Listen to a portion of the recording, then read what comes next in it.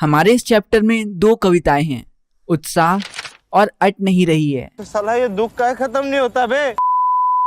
तो अपने इस मुरझाए हुए शरीर में थोड़ी जान लाओ और बढ़ते हैं हमारी पहली कविता उत्साह की ओर।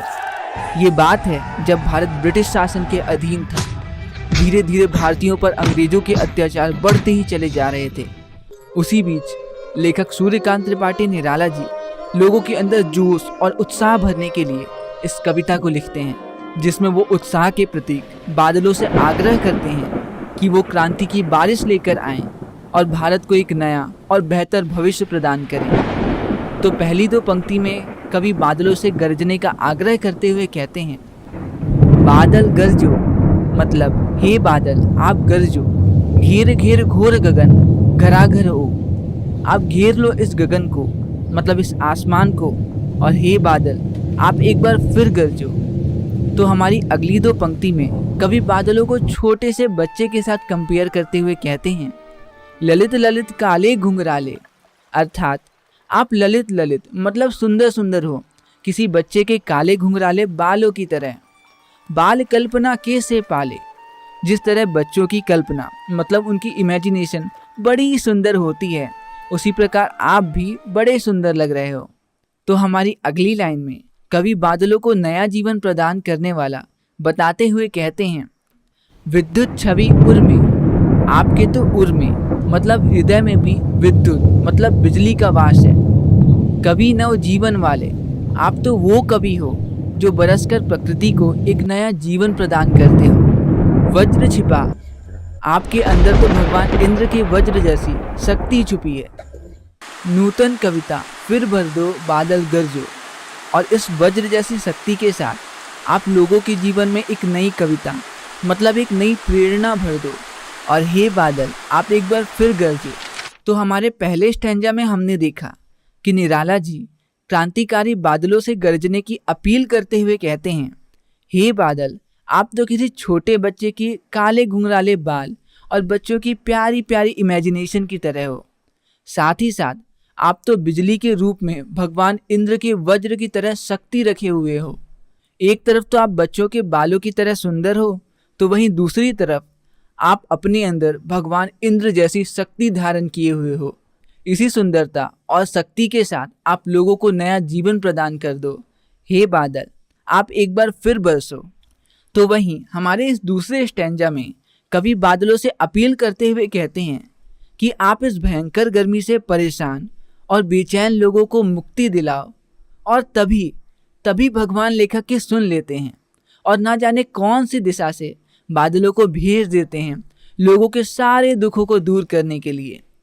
तो हमारी अगली पंक्ति में कवि भयंकर गर्मी से लोगों को परेशान बताते हुए कहते हैं, विकल विकल उन्मन थे उन्मन। कवि कहते हैं सभी लोग विकल विकल मतलब परेशान परेशान से हैं। विश्व के निषाद के सकल जन, आप इस विश्व के निषाद मतलब विश्व की तपतपाती गर्मी से सकल जन मतलब सभी लोगों को मुक्त कर दीजिए।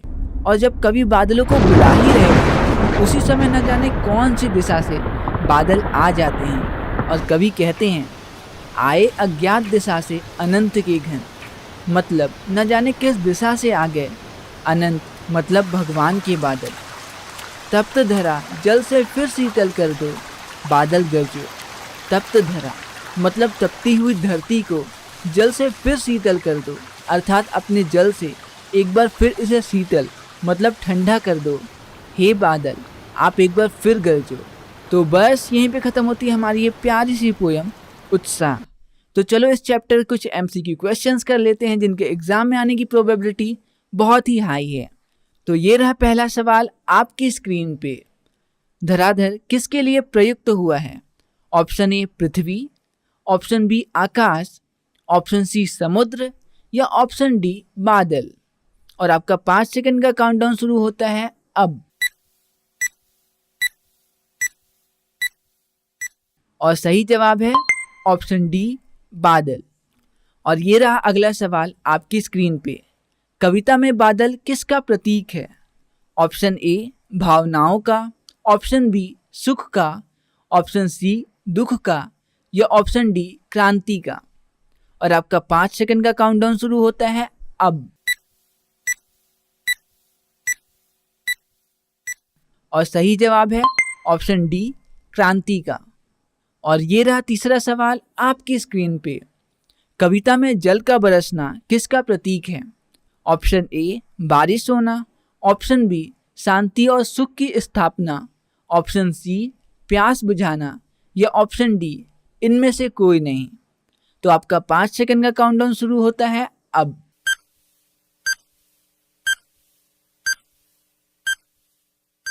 और सही जवाब है ऑप्शन बी, शांति और सुख की स्थापना। और ये रहा आपका चौथा और आखिरी सवाल आपकी स्क्रीन पे।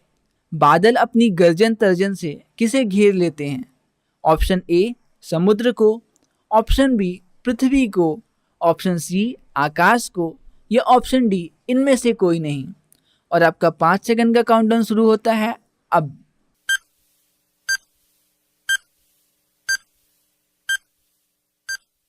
और सही जवाब है ऑप्शन सी, आकाश को। तो बस यहीं पे खत्म होती है हमारी ये प्यारी सी पोयम उत्साह। बढ़ते हैं हमारी अगली पोयम अट नहीं रही है की ओर, और तब तक के लिए दीजिए मुझे इजाजत। नमस्कार।